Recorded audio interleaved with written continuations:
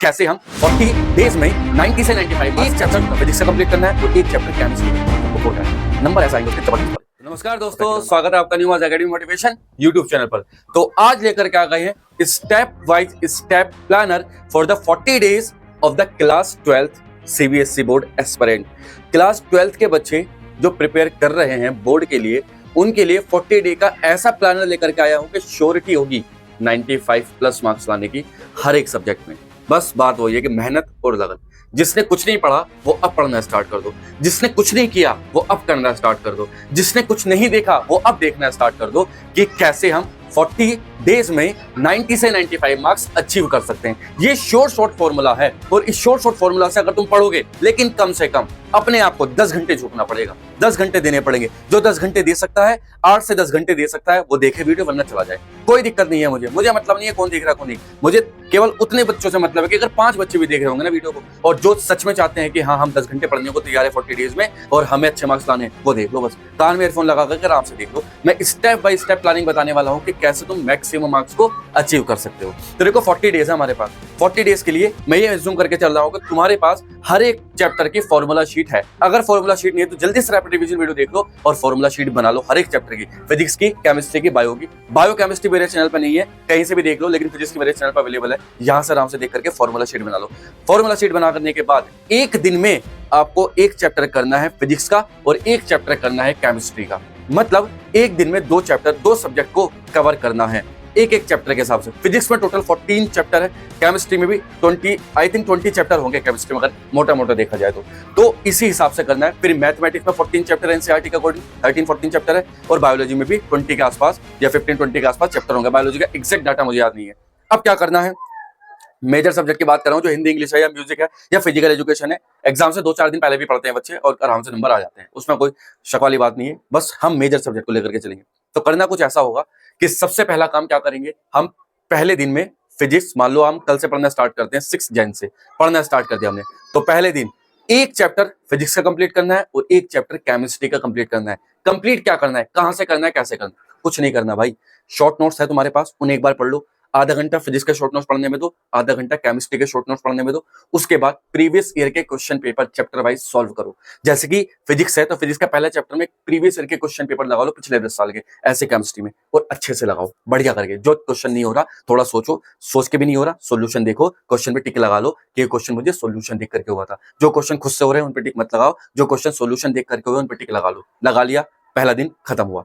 Hydrated रहना है, 50 minute पढ़ो, 10 मिनट का ब्रेक, कूदो, पानी पियो, भागो और 10 मिनट बाद आकर के बैठ जाओ। कुछ भी करो, 10 मिनट लेटना नहीं है। बस बात वही है, 50 मिनट पढ़ो, बाहर निकलो, कूदो, जंपिंग जैक कर लो, कुछ भी कर लो, लेकिन बैठे नहीं रहना। ठीक, एनर्जी आ जाएगी, दिमाग एक्टिवेट हो जाएगा। उसके बाद क्या करना है, नेक्स्ट डे हमें क्या करना पड़ेगा, बायो और मैथ, बायो या मैथ होगी, दोनों में से कोई एक चीज। अब क्या करना है, मैथ के साथ एक पिछला सब्जेक्ट ऐड कर लो, फिजिक्स ऐड कर लो चाहे तो। मैथ के कम से कम एक चैप्टर, फिर फिजिक्स का अगला चैप्टर शॉर्ट नोट्स के अकॉर्डिंग।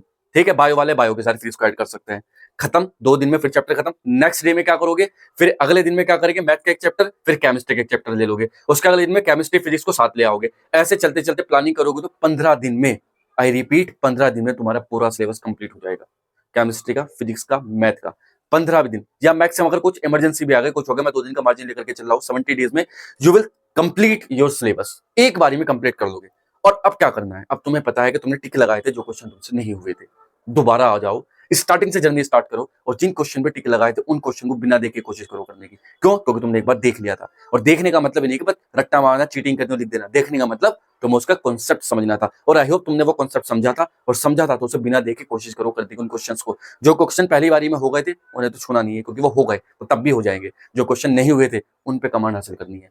कमांड नंबर वही क्वेश्चन दिलाएंगे जो नहीं हुए, नंबर वो क्वेश्चन नहीं दिलाएगा जो हो गया। जो हो गया वो तो हो ही जाएगा, जो नहीं हुआ उसको कॉन्सेप्ट की क्लैरिटी करो कि क्यों नहीं हुआ था, क्या दिक्कत थी, और उस हिसाब से चलो लेकर के।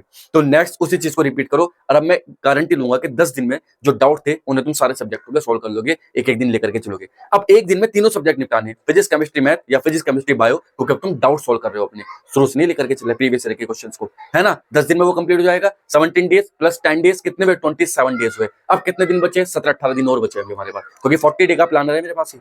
17-18 दिन और बचे हैं। 2-3 दिन फिर से एक बार सारे नोट्स को रिवाइज करो, एक दिन दो, एक दिन फिजिक्स, केमिस्ट्री, मैथ या बायो इनके सारे नोट्स पूरे दिन बैठ करके रिवाइज करो। वो तुम्हारा कौन सा दिन होगा? 28 या 29 डे होगा। मैंने मान लिया 30 डे में तुमने सारा काम निपटा लिया, बचे कितने दिन? 10 दिन। अब 10 दिन में सैंपल पेपर, 10 दिन 10 सैंपल पेपर। भाई 10 दिन में 10 सैंपल पेपर, एक सैंपल पेपर फिजिक्स का, एक सैंपल पेपर केमिस्ट्री का, एक सैंपल पेपर मैथ का, बायो का। करना कैसे है? सैंपल पेपर का घंटे 3 घंटे का होता है, लेकिन तुम्हें 2 घंटे में कवर करना है। कोशिश करो 2 घंटे के अंदर अंदर से करो, बिना देखे। चीटिंग नहीं करनी। सैंपल पेपर का सॉल्यूशन तुम्हारे सामने पड़ा भी होगा तो भी नहीं देखना उसमें से झाँक करके। बस जितने क्वेश्चन हुए ईमानदारी के देखो, उसके बाद सॉल्यूशन मैच कराओ। कितने क्वेश्चन तुम्हारे सही हुए, कितने तुमसे नहीं हुए, उन्हें दोबारा देखो सॉल्यूशन में कि क्यों नहीं हुए, क्या दिक्कत थी। 10 दिन 10 सैंपल पेपर, 40 दिन हो गए और अब तुम एक वो इंसान बन गए जब तुमने सारी स्ट्रैटेजी करी और इसी के अकॉर्डिंग तुमने, अब तुम वो इंसान हो कि जिसपे कुछ नहीं आता था। मैं मान के चला हूं जिसपे कुछ नहीं आता, अब उसपे इतना कुछ आता है कि जब वो एग्जाम में बैठेगा ना, इन तीनों एग्जाम को फोड़ के आएगा। नंबर ऐसा आएंगे उसके जबरदस्त वाले, और प्रैक्टिकल में मार्क्स मिल ही जाएंगे। प्रैक्टिकल में टीचर को खुश करके रखना है। मैंने बताया प्रैक्टिकल वाली वीडियो नहीं देखी तो देख सकते हैं।